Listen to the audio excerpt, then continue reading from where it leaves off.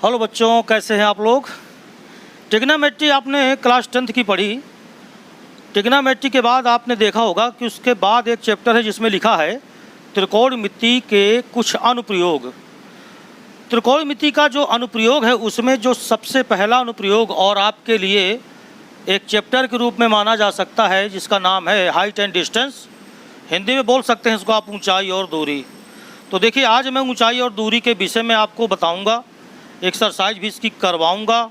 और आप ये मान के चलिए कि यूपी बोर्ड हो या एनसीईआरटी, सीबीएसई हो, बिहार बोर्ड हो, कोई भी बोर्ड हो, इसका एक क्वेश्चन तो फुल मार्किंग यानी 4 नंबर का ज़रूर आता है। दूसरी चीज़ ये है कि 2 नंबर में या बहुविकल्पी में भी इसके क्वेश्चन आ जाते हैं। सबसे बढ़िया चैप्टर त्रिकोणमिति का ये है जो आपको क्लियर कट नंबर देने वाला है और साथ में यूजफुल है आपको समझने के लिए। ट्रिग्नोमेट्री का प्रयोग इसमें करेंगे तो पहले बात तो मैं आपको ये कहूँगा कि 0 से लेकर के 90 तक के मान, साइन के, कास के, टेन के, आप इनको हर हालत में याद कर डालिए। नहीं याद है तो जल्दी से जल्दी से याद कीजिए। और दूसरी चीज़ ये है कि फिगर बनाना सीखना होगा आपको। और यहाँ पर 2 प्रकार के कोणों का उपयोग होगा जिनको मैं बताने वाला हूँ। तो सबसे पहला है उन्नयन कोण। 2 कोणों का यूज यहाँ होता है, जिसमें पहला कोण है उन्नयन कोण और जो दूसरा कोण है उसका नाम है अवनमन कोण। एंगल ऑफ एलिवेशन उन्नयन कोण, एंगल ऑफ डिप्रेशन ये होता है अवनमन कोण। उन्नयन कोण क्या होता है, आइए मैं इसको दिखाऊं। ऊंचाई और दूरी का क्वेश्चन जब भी आप लगाएंगे तो आप ये ध्यान रखिएगा कि चाहे मीनार हो, चाहे पहाड़ हो, चाहे मकान हो, चाहे बिजली का खंभा हो, चाहे वृक्ष हो, ये सारी चीज़ें तल पर सदैव लंब ली जाती हैं। यानी इनका जो कोण होगा तल के साथ वो सदैव 90 डिग्री होगा। उन्नयन कोण क्या है, देखिए जैसे मान लीजिए समतल पर कोई एक मीनार खड़ी है। अब यहाँ पर मैंने एग्जाम्पल के तौर पे मीनार कहा है, आप कुछ भी कह सकते हैं या आप ये कह सकते हैं कि यदि किसी तल में कोई भी वस्तु ऊंचाई पर है, यहाँ पर है, और मान लीजिए तल पर स्थित एक बिंदु P है, एक वस्तु A पर रखी है जो तल से, इसको मैंने कहा ये तल है, तो तल से 90 डिग्री के कोण पर एक वस्तु मान लीजिए H ऊंचाई पर है। तो यदि हम तल पर स्थित किसी बिंदु से इस वस्तु को देखना चाहें तो हमें नीचे से ऊपर देखना पड़ेगा। जैसे मान लीजिए P से आप A को देखना चाहते हो तो यहाँ से, तो ये तो हो गई प्रेक्षक की नेत्र, यानी जहाँ से आप कोई चीज़ देखना चाहते हैं वो प्रेक्षक की नेत्र हो गई। P से आपने A को देखा तो आपने यूँ देखा।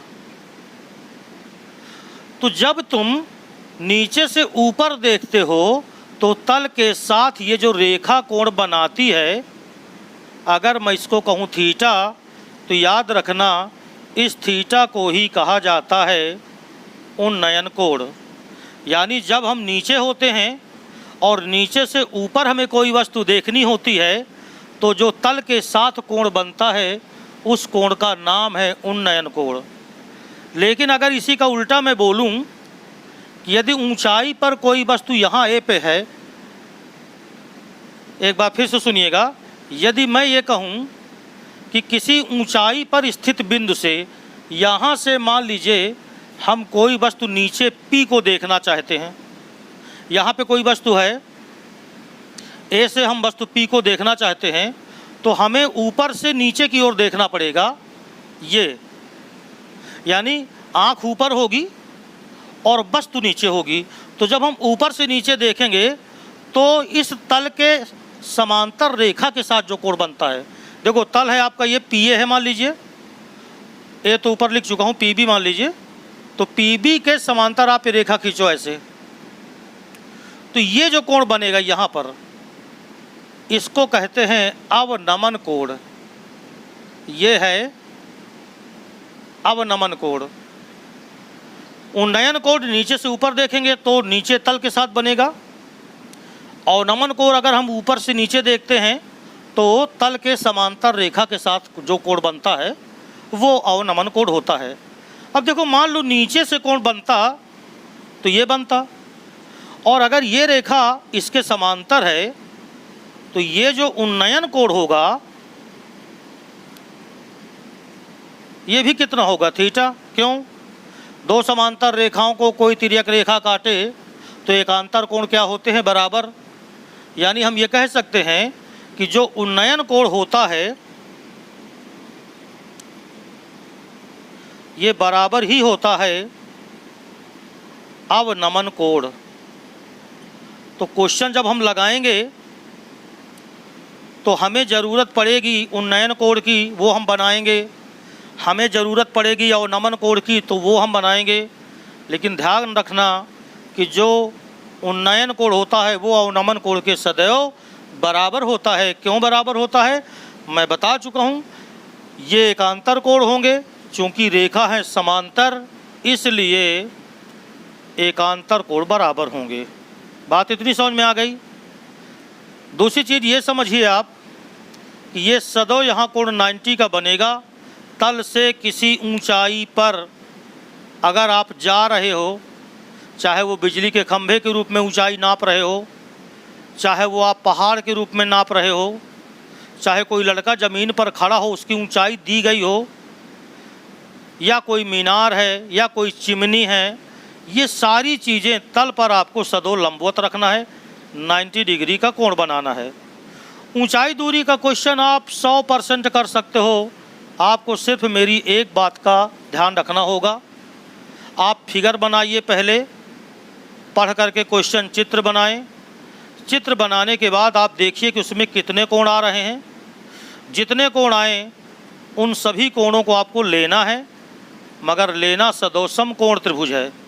तो जब आप समकोण त्रिभुज लोगे तो या तो उनमें साइन लग रहा होगा, या कास लग रहा होगा, और या तो टैन लग रहा होगा।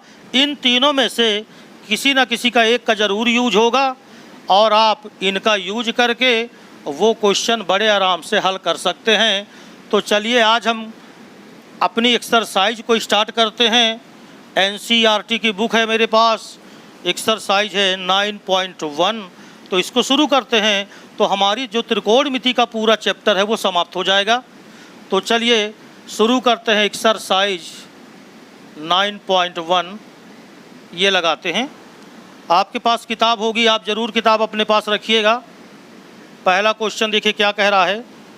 सर्कस का एक कलाकार 20 मीटर लंबी डोर पर चढ़ रहा है जो अच्छी तरह से तनी हुई है और भूमि पर सीधे लगे खंभे के शिखर से बंधी हुई है। अब देखो, भूमि तो ये हो गई। एक सर्कस का कलाकार है जो एक डोरी पर चढ़ रहा है, मगर डोरी जो है, डोरी के विषय में बताया गया कि वो भूमि पर एक जो खंभा है उसके शिखर से बंधी है। तो देखो, अगर मैं इसको कह दूं कि ये खंभा है, इसका नाम रख दूं मैं AB, तो ये जो डोरी है वो खंभे के शिखर से बंधी है। इसका मतलब डोरी कुछ इस तरह है। ये हो गई डोरी और ये हो गई 20 मीटर लंबाई की। मैंने आपसे पहले बताया था कि चाहे खंभा हो चाहे जो कुछ हो, अगर वो ज़मीन पर खड़ा है तो आप उसको सदैव 90 डिग्री पर ही खड़ा करेंगे। तो ये 90 डिग्री देखिए हो गया। 20 मीटर लंबी डोर पर एक सर्कस का कलाकार ऐसे चढ़ रहा है, नीचे से ऊपर जा रहा है, और ये जो कोण बनाता है वो 30 अंश का कोण बना रहा है। ये देखो, ये जो कोण बना रहा है वो भूमि के साथ, ये यहाँ पर है भूमि, तो भूमि के साथ 30 अंश का कोण बनाता है। कह रहा है खंभे की ऊंचाई ज्ञात करो, तो हम तुरंत कहेंगे माना खंभे की ऊंचाई बराबर h। अगर आप चित्र बना ले गए इस तरह तो सवाल लगाना बहुत आसान होगा। आप कहेंगे माना खंभे की जो ऊंचाई है वो आप मान लीजिए कितना, h मीटर। अब मेरी बात सुनिए ध्यान से। मैंने कहा था कि जितने कोण मिलें, पहली बात तो आप चित्र बनाना सीखो। जितने कोण मिलें आपको उन कोणों को लेना है समकोण त्रिभुज के साथ। यहाँ पर केवल एक कोण है, वो 30 अंश का है। समकोण त्रिभुज लेंगे तो त्रिभुज आएगा AB, और यहाँ पर कोई नाम लिख दें हम, मान लो क्या है P। तो हम क्या करेंगे कि त्रिभुज लेंगे AB P में। अब आप सोचो कि हमको क्या ज्ञात करना है, एच ज्ञात करना है। कोण के सामने की भुजा लंब होती है, 90 के सामने की भुजा कर्ण होती है। तो मतलब क्या हुआ कि हमें लंब ज्ञात करना है और दिया हमको क्या है, कर्ण। इसका मतलब लंब और कर्ण में रिलेशन। और आप जानते हो कि साइन थीटा बराबर होता है लंब बटे कर्ण। यानी हम क्या करेंगे कि इस त्रिभुज में अगर हम कहें कि साइन 30 अंश क्या होगा, तो आप कहोगे लंब बटे क्या होगा, कर्ण। तो लंब है h और कर्ण क्या है 20। साइन 30 का मान होता है 1/2, तो 1/2 बराबर h/20। तेरिया गुणा करो अगर तो 2h, this is equal to 20। तो अगर h बराबर निकालोगे तो 20/2, यानी h बराबर आ गया कितने मीटर, 10 मीटर। अर्थात हम ये कह सकते हैं कि जो खंभे की ऊंचाई है, इसलिए खंभे की ऊंचाई ये बराबर हो गई कितनी, 10 मीटर। और यही क्या हो गया आंसर। तो ज़्यादा कठिन क्वेश्चन नहीं है, बस आपको सिर्फ ये ध्यान देना है कि जो चित्र आप बना रहे हैं वो सही। हालांकि देखिए किताब में चित्र बना हुआ था, लेकिन चित्र हमने अपने हिसाब से बनाया है, तो हमें कोई प्रॉब्लम नहीं है। चित्र आप चाहे जैसे बनाएं, क्वेश्चन आप देखिए और इस तरह आपको चित्र बना करके सवाल को लगाना है। अब आइए मैं आपको इसी में दूसरा क्वेश्चन भी बताता हूं, आप इनका कॉन्सेप्ट समझ लीजिए कायदे से, फिर आप स्वयं कर सकते हो। देखिए जो दूसरा क्वेश्चन है, क्वेश्चन आप ज़रूर पढ़ें, चित्र बनाने का प्रयास करें। दूसरा क्वेश्चन क्या है देखें ज़रा। आंधी आने से एक पेड़ टूट जाता है और टूटा हुआ भाग इस तरह मुड़ जाता है कि पेड़ का शिखर ज़मीन को छूने लगता है और इसके साथ 30 अंश का कोण बनाता है। देखिए आपने देखा होगा कि जब आंधी वगैरह चलती है, जैसे मान लीजिए ज़मीन पर मान लीजिए ये कोई पेड़ है, पेड़ का नाम मैंने रखा AB, ये हो गया पेड़ वृक्ष।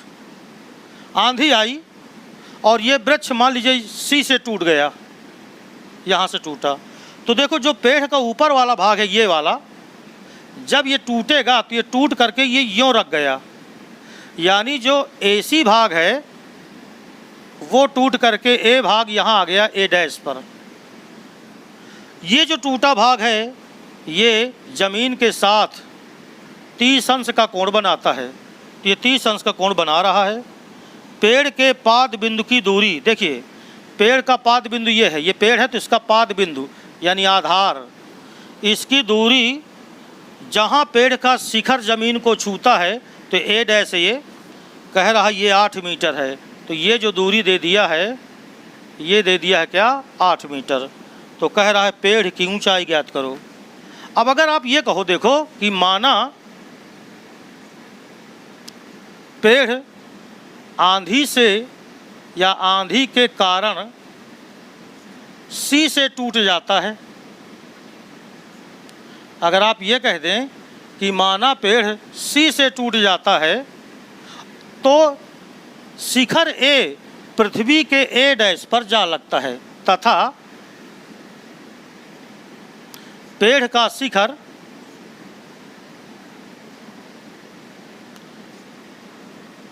भूमि के बिंदु C पर जा लगता, C नहीं A डैश मैंने माना, A डैश पर जा लगता है। ये तो ये बताओ, अगर मैं कहूँ कि माना पेड़ जो है, पेड़ की जो ऊंचाई है, हम उसको कुछ भी मान सकते हैं, h मान लें चाहे जो मान लें। तो अगर हम मान लें कि माना पेड़ की जो ऊंचाई है वो h है, बात समझ में आ गई। और पेड़ जो टूटा है वो टूटा हुआ भाग मान लीजिए, इस चाहे आप BC को मान लें, ये भाग अगर आप लेते हैं कितना x, तो याद रखो पूरी ऊंचाई h है और x भाग बचा हुआ भाग है, इसका मतलब ये भाग बचा h माइनस x।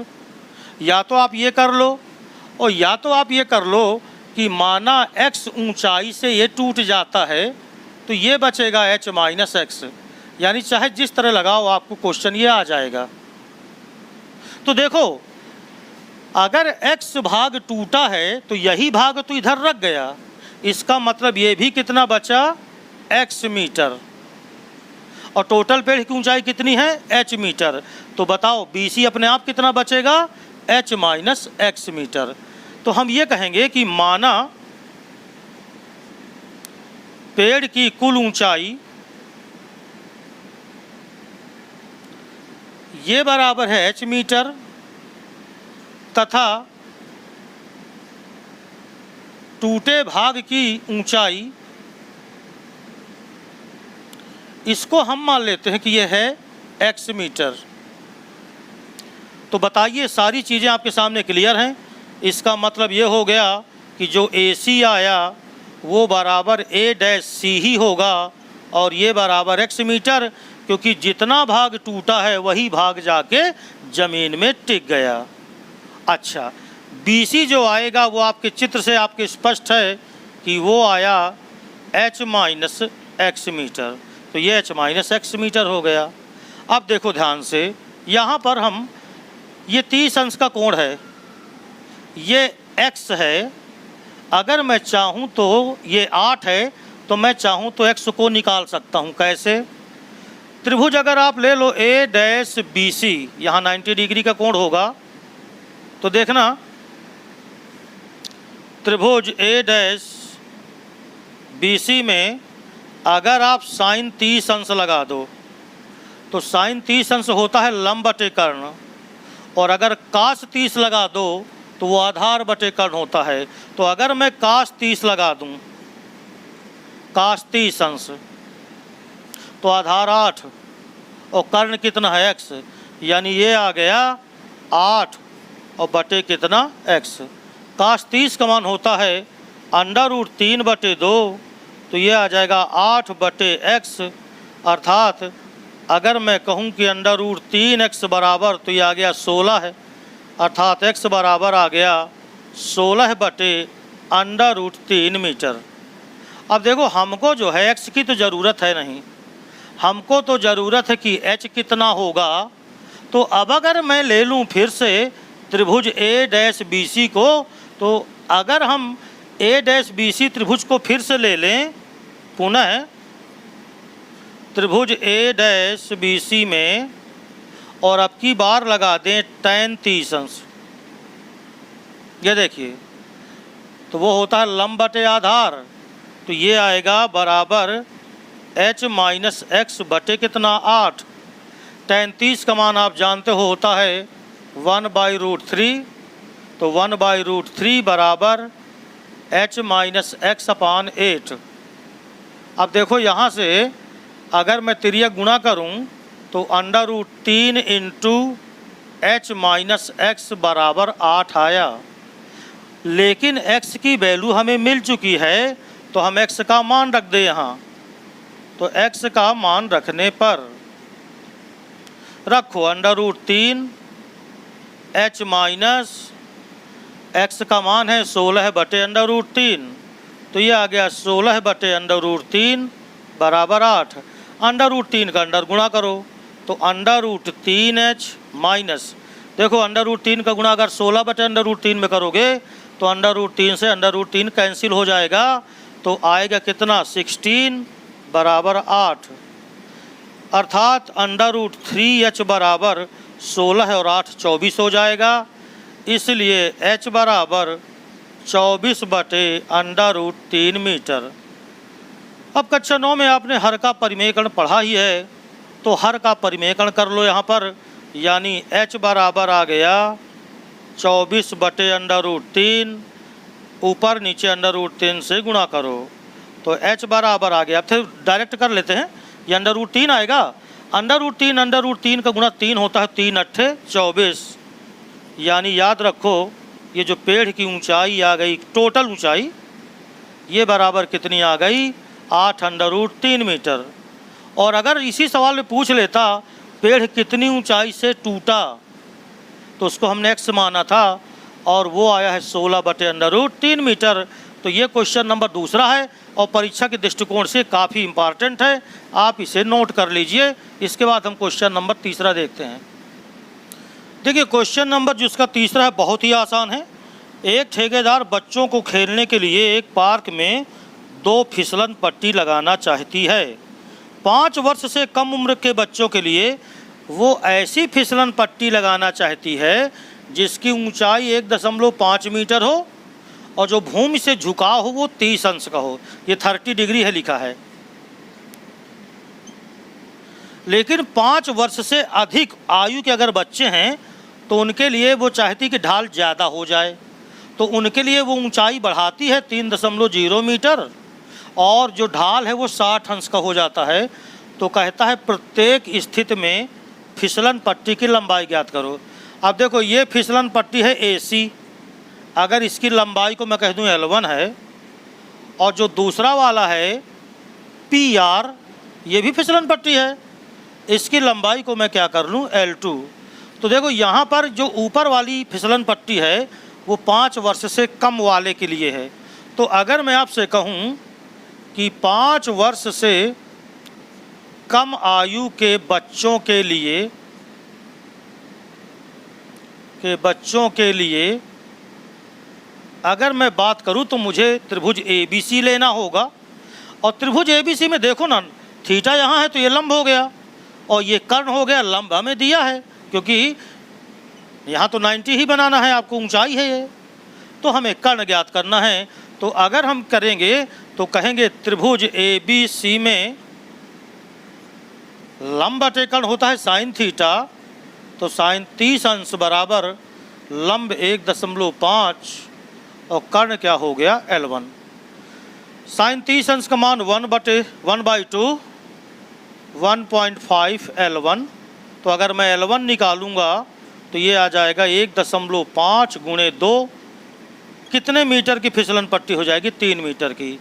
यानी 5 साल से कम लड़के हैं, उन कम 5 वर्ष की आयु से कम लड़के हैं तो उनके लिए फिसलन पट्टी की लंबाई आई 3 मीटर। और अगर 5 वर्ष से अधिक के लिए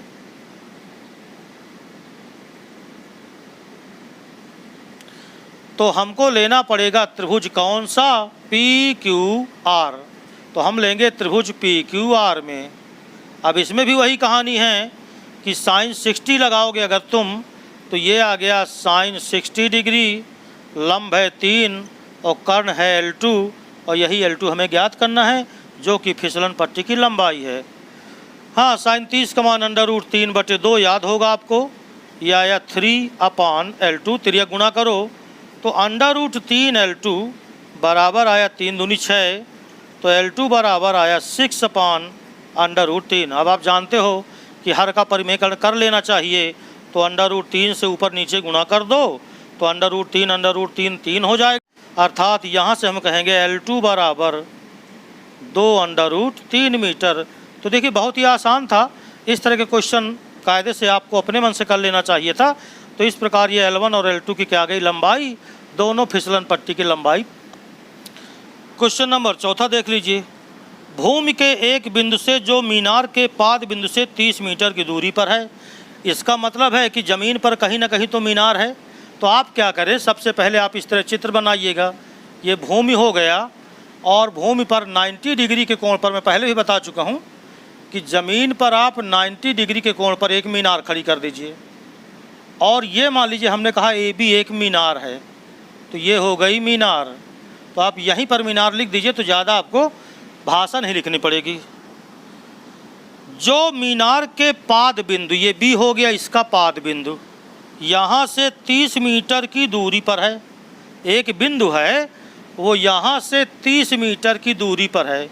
मान लो ये P को आपने बिंदु कहा, ये तो इसकी जो दूरी B से दिया है वो दिया है 30 मीटर, ये कहा है। इस बिंदु से मीनार के शिखर का उन्नयन कोण 30 अंश है। अब देखो उन्नयन कोण कहा ना, तो बिंदु से उन्नयन कोण यानी P से मीनार का शिखर A है, तो आप यहाँ से आप मीनार के शिखर A को देखें तो ये जो उन्नयन कोण है वो कितने अंश दिया है 30 अंश। तो कहा है कि मीनार की क्या ज्ञात करो ऊंचाई। तो आप तुरंत कहोगे, चित्र तो आपका बन गया। देखो अब आप कहोगे कि माना मीनार ए बी की ऊंचाई, इसको आपने मान लिया कि ये बराबर कितनी है, h मीटर। अब सोचो ज़रा, कोण यहाँ है तो ये लंब हो गई, 90 यहाँ है तो ये कर्ण हो गई। अब बची कौन, आधार। तो आधार हमें दिया है और लंब हमें ज्ञात करना है, ये h मीटर हमें ज्ञात करना है। तो बताओ लंब और आधार में किसका रिलेशन, tan का। तो हम कहेंगे कि त्रिभुज ए बी पी में tan 30 डिग्री बराबर h/30। tan 30 का मान 1/√3, तो 1/√3 बराबर h/30। तिर्यक गुणा कर लो तो √3h बराबर 30, तो h बराबर आया 30/√3 मीटर। मगर मैं फिर से एक बार आपको बताना चाहता हूँ कि अगर बटे में अंडर रूट है तो उसे हटा लो, यानी h बराबर परिमेयकरण करो, 3/√3 ऊपर नीचे √3 से गुणा कर दो, तो h बराबर आ गया 30√3/3 और कैंसिल करो तो h बराबर आ गया 10√3 मीटर। और यही क्या हो जाएगी, मीनार की ऊंचाई, जो कि देखिए काफ़ी आसान से क्वेश्चन है। तो ये सारे के सारे क्वेश्चन आप कर भी सकते हो, और मैं पहले ही बता रहा हूँ कि ये इम्पॉर्टेंट भी हैं, परीक्षा के दृष्टिकोण से ये क्वेश्चन ज़रूर आते हैं। जब तक मैं इसे मिटा रहा हूँ आप अगला क्वेश्चन पढ़ लीजिए और देखिए क्वेश्चन क्या कह रहा है। भूमि से 60 मीटर की ऊंचाई पर एक पतंग उड़ रही है। देखो भूमि से 60 मीटर की ऊंचाई पर, अब मान लो आप इसको कहते हो ये भूमि है, इससे 60 मीटर की ऊंचाई मान लीजिए यहाँ है, और यहाँ ए पर एक पतंग उड़ रही है, ये पतंग है। तो पतंग की जब ज़मीन से ऊंचाई ली जाएगी तो लंब डाला जाएगा, यहाँ से अपने लंब डाला,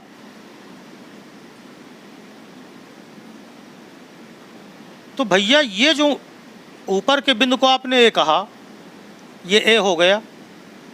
इसको अगर आप बी कह लो तो ये पतंग की ऊंचाई ए बी, ये पतंग की ऊंचाई मानी जाएगी, और वो कह रहा है भूमि से 60 मीटर की ऊंचाई पर है। इसका मतलब ये जो ए बी है ये 60 मीटर हो गई ऊंचाई। पतंग में लगी डोरी को स्थायी रूप से भूमि में बांध दिया गया। अब देखो ये भूमि है, आप जानते हो कि अगर आप यहाँ खड़े हो तो पतंग आगे ऊपर आसमान में होगी, लेकिन आपके सिर के ऊपर नहीं होगी, आप या तो बाएं साइड में होगी और या तो दाएं साइड में। तो अगर हम यहाँ से देखें पी, मान लीजिए ज़मीन पर एक बिंदु है, तो पतंग की डोरी ऐसे, ये पतंग की डोरी को पी पे बांध दिया गया है, ये डोरी है पतंग की, इसको ज़मीन पे बांध दिया गया पी पर। कह रहा है भूमि के साथ डोरी का झुकाव, ये डोरी है, भूमि के साथ इसका झुकाव ये 60 अंश है। कह रहा है डोरी की क्या ज्ञात करो, लंबाई, तो आप कहेंगे माना डोरी की लंबाई बराबर L। तो देखिए कितने शार्ट क्वेश्चन है ये, आपको सिर्फ इतना कहना है कि माना डोरी की जो लंबाई है अगर आप उसे L मानते हो तो बताइए त्रिभुज आप कौन सा लेंगे, ए बी पी में एक ही कोण है उसमें लगाओ आप। अब देखो साइन लगेगा कि टैन लगेगा कि कास लगेगा, ये क्वेश्चन से पता चल जाएगा। थीटा यहाँ है, सामने लंब है, कर्ण तुम्हें निकालना है, तो लंब और कर्ण में लाल बटे कक्का से बताओ क्या होता है, साइन। इसका मतलब आप यहाँ साइन लगाइएगा, तो साइन 60 अंश बराबर लंब है 60, और बोलो आधार कितना L, वो सॉरी आधार नहीं कर्ण, कर्ण कितना हो गया L। साइन 60 का मान √3/2 बराबर हो गया 60/L। तिर्या गुणा करोगे तो L के साथ √3 आया बराबर 60 दूनी 120। अब यहाँ से अगर आप L निकालोगे तो L बराबर आ जाएगा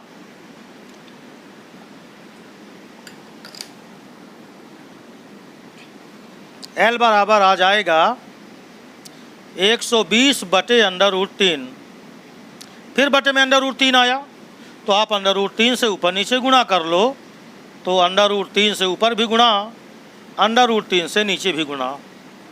तो L बराबर आ गया 120√3 बटे 3, 3 चौको 12 40। उत्तर आ गया डोरी की लंबाई L बराबर 40√3 मीटर। लास्ट में जब आप आंसर लिखेंगे तो हिंदी में लिख देंगे, आता है डोरी की लंबाई ये आ गया 40√3 मीटर। तो ये आपका कौन सा क्वेश्चन नंबर हो गया? ये हमने कर दिया है 5वां। अब ज़रा 6वां क्वेश्चन देखिएगा, तब तक आप क्वेश्चन पढ़ लिया करिए जब तक मैं इसे मिटा रहा हूँ। तो बिल्कुल सरल सा चैप्टर है, बस थोड़ा सा आपको ध्यान देना है और लगाना है जब तो कोण वगैरह चित्र वगैरह बहुत ईमानदारी से अच्छे से लगाना है। 6वां क्वेश्चन देखें।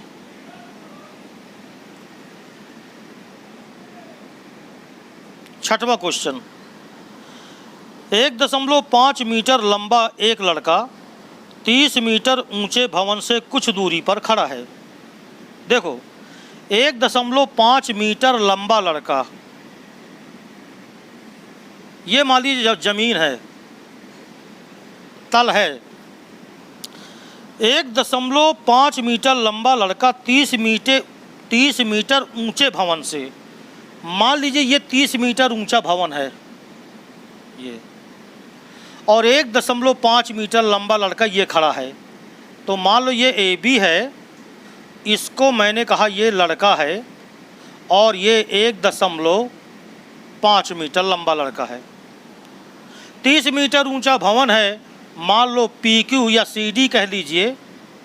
मान लीजिए CD ये एक भवन है और ये 30 मीटर ऊंचाई का है। जब वह लड़का, ये लड़का जब ऊंचे भवन की ओर जाता है तो उसकी आंख से भवन का शिखर का उन्नयन कोण 30 अंश से 60 अंश हो जाता है। देखो अगर ये लड़का 1.5 मीटर लंबा लड़का है, अगर ये भवन की ओर जाए तो उसका उन्नयन कोण 30 अंश से 60 अंश हो जाता है। इसका मतलब कहने का ये है कि जहाँ पर वो था वहाँ से उन्नयन कोण 30 अंश था, यानी यहाँ से अगर इसको देखा जाए भवन का शिखर तो ये 30 अंश का था। तो अब हम यहाँ से एक समांतर रेखा खींचेंगे ऐसे, और ये कोण कितने अंश का था? 30 अंश का ये। अब अगर यही लड़का भवन की ओर चला जाए और कुछ दूर, तो अगर ये जाएगा तो मान लो यहाँ पर पहुँचेगा। अब ये अगर मैं इसको कह दूँ A-B-, क्योंकि लड़का वही है तो इसलिए मैंने A-B- कहा। जब ये कुछ दूर जाता है तो फिर ये देखता है भवन को ऐसे, तो अब ये उन्नयन कोण कहता है कितने अंश है? 60 अंश हो गया। अगर मैं इसका नाम L कर दूं तो यहाँ 90 होगा, यहाँ भी 90 होगा, यानी ऊपर 90 होगा। ये मैंने इसका नाम L रख दिया। तो कह रहा है, क्वेश्चन पढ़ लें क्या कहा है, पूछा उसने। तो उसने कहा है बताओ भवन की ओर कितनी दूर चल कर गया। ये देखिए आपसे पूछा कि ये कितनी दूर चल कर गया, तो मान लो कि ये कितनी दूर चल कर के गया? X metre. तो पूरा चित्र देखो क्लियर है। चित्र को आपको कायदे से बनाना है। अब ऐसे सवाल इंपॉर्टेंट होते हैं। तो अगर हम मान लें कि माना लड़का भवन की ओर X मीटर चलकर गया। अब सुनो जरा ध्यान से, ये रेखा समांतर खींची जाती है। ये अगर ये 1.5 है तो ये भी लंबाई 1.5 और ये भी हो जाएगी 1.5। अब देखो जो भवन टोटल है ना, ये टोटल ये 30 मीटर इसकी ऊंचाई दिया है भवन की। अब 30 में अगर 1.5 निकाल दूं मैं तो ये बचेगी कितनी? 28.5, यानी ये हो गई 28.5 मीटर। बोलो समझ में आ गया? और हम मान लेते हैं कि B-D ये, इसको हमने अपने से मान लिया कितना? Y metre. तो अगर ये X है तो यहाँ भी X होगा, और ये Y है तो यहाँ भी Y होगा। बस इतनी चीज़ आपको ध्यान रखना है। देखो कि लड़का जाएगा तो जितना लंबा है उतना ही लंबा है, तो 1.5 मीटर यहाँ, तो 1.5 मीटर यहाँ, और ये रेखा समांतर खींची जाएगी तो 1.5 यहाँ हो गया। टोटल भवन की ऊंचाई 30 मीटर है, 1.5 निकाल दो तो 28.5 ऊपर बच गया। ये सारी चीज़ें अगर हम यहाँ लिख दें तो देखिए चूँकि ए बी, अब ए बी कौन है, लड़का है, वो 1.5 मीटर है, इसलिए हम ये कह सकते हैं कि जो DL होगा ये बराबर होगा 1.5 मीटर।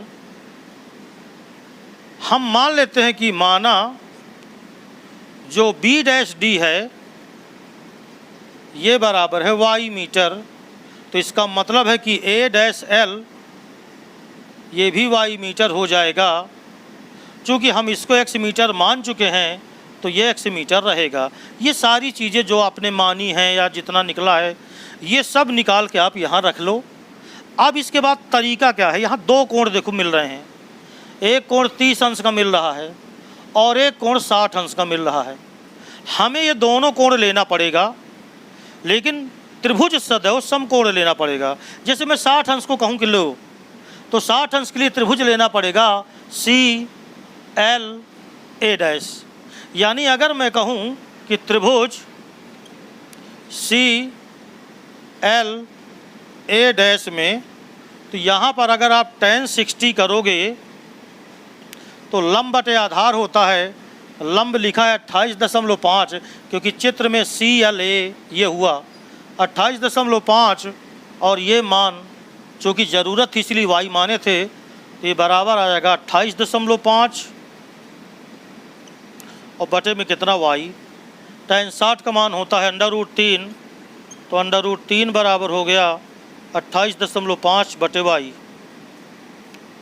इसलिए y बराबर आया 28.5 और √3 मीटर, ये y का मान आया। लेकिन हमें y न चाहिए, हमें x चाहिए।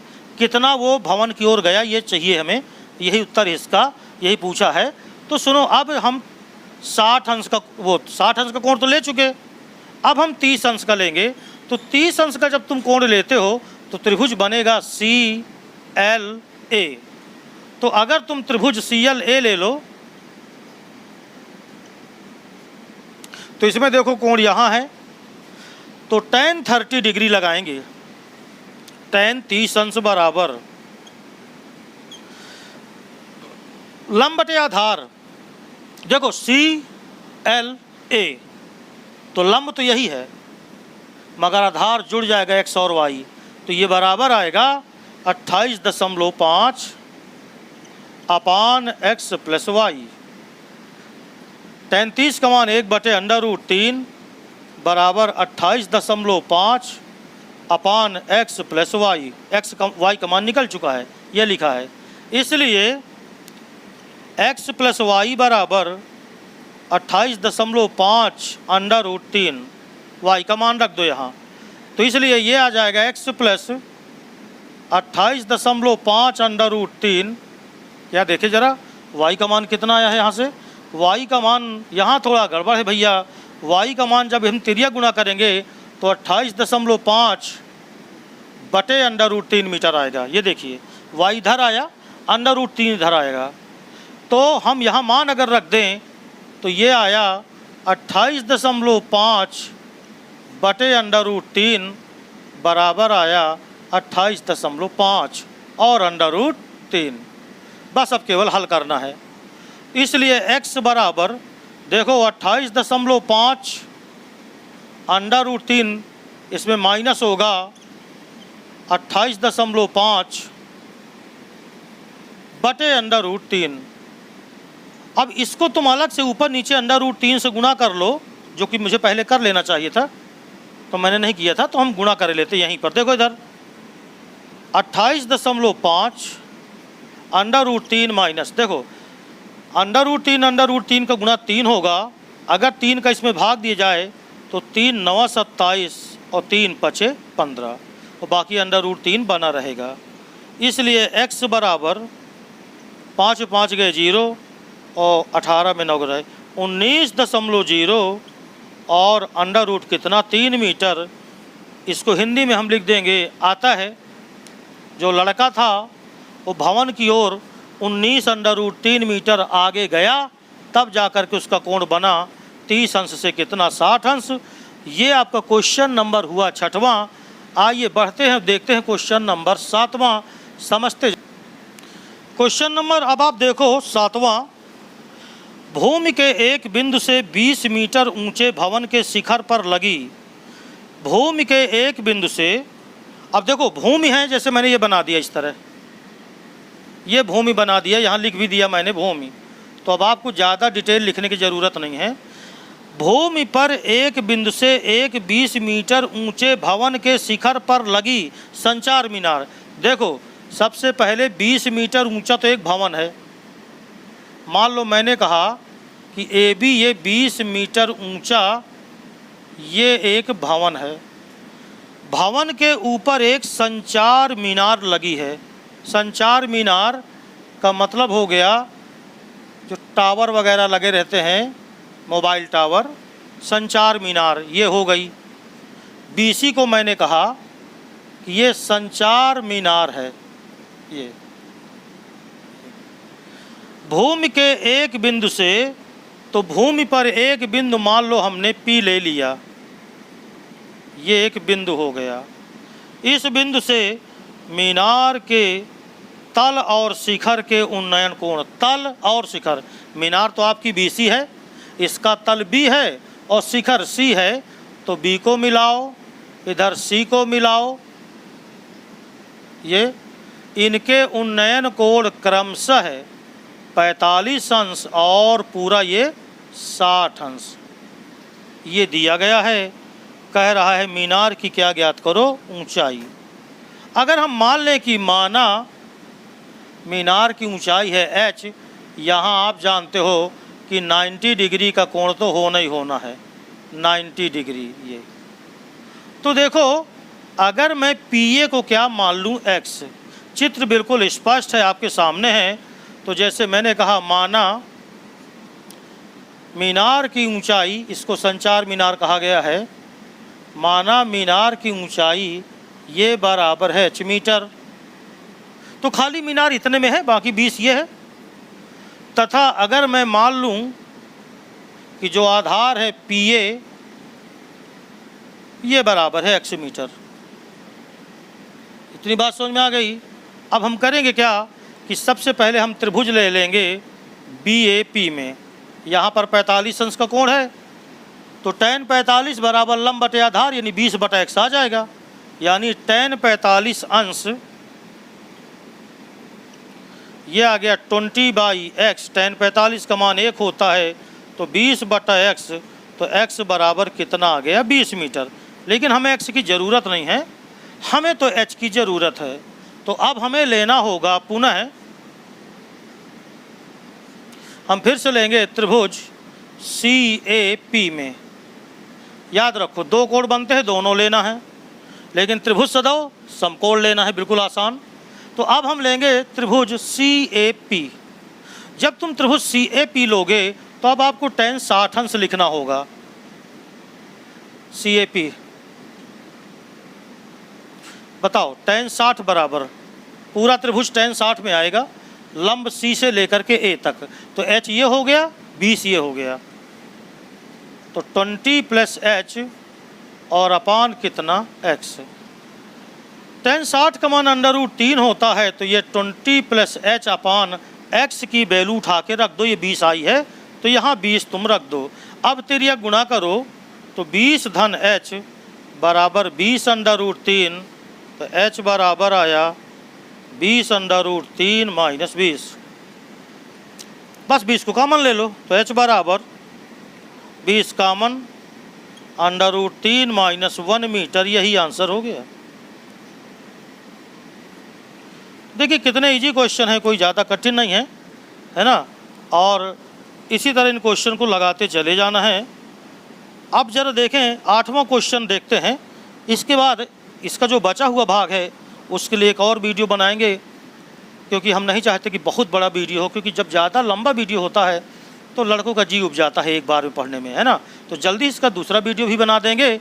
लेकिन क्वेश्चन नंबर अगर आप 8वां देखें तो 8वां अगर सरल होगा तो मैं आपके लिए छोड़ दूंगा, लेकिन मैं आपको पहले समझा दूं 8वां क्वेश्चन है कैसा। तो देखें जरा 8वां क्वेश्चन क्या है। एक पेडस्टल के शिखर पर एक 1.6 मीटर ऊंची मूर्ति लगी है। देखो ये आपका हो गया पेडेस्टल। ये इसके ऊपर ये एक मूर्ति हो गई। ए बी मान लो पेडेस्टल हो गया और ए पर एक मूर्ति एसी रख दी गई है जो कि 1.6 मीटर है। तो ये 1.6 मीटर मूर्ति है। भूमि के एक बिंदु से, देखो भूमि का एक बिंदु ये P हो गया, इसको आप कर लेंगे बिंदु P। यहाँ से मूर्ति के शिखर का उन्नयन कोण 60 अंश। ये देखिए इधर, मूर्ति के शिखर का उन्नयन कोण 60 अंश। और इसी बिंदु से पेडस्टल के शिखर का, तो पेडस्टल तो ये है ना, उसका शिखर ए होगा, तो इसी बिंदु से पेडस्टल के शिखर का उन्नयन कोण ये कितने अंश है? 45 अंश है। कह रहा है पेडस्टल की ऊंचाई ज्ञात करो। माना पेडस्टल की ऊंचाई बराबर h, इसको क्या मान लो x। इसके पहले जो क्वेश्चन लगाए हैं बिल्कुल सेम है, कोई अंतर नहीं है। एक बार ये 45 है तो एक बार tan 45 करिएगा तो ABP त्रिभुज में tan 45 बराबर h/x। यहाँ से एक चीज़ आपको आ जाएगी। फिर tan.6 धन h और बटे कितना x। x को हटा देना है और h आपको क्या करना है? निकाल लेना है।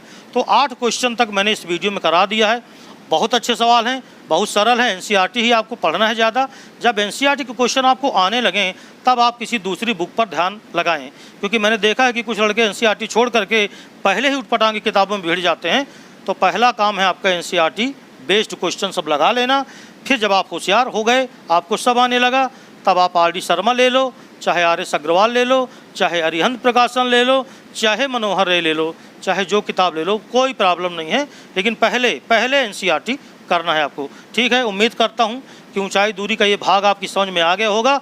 इस भाग को देखने के बाद हो सकता है मैं अगला भाग बनाऊँ, उसके पहले आप पूरी एक्सरसाइज हल कर लो, बहुत अच्छी बात होगी। ठीक है, तो मिलते हैं फिर अगले YouTube वीडियो में। तब तक के लिए नमस्कार। वीडियो को लाइक करिएगा, शेयर करिएगा ध्यान से।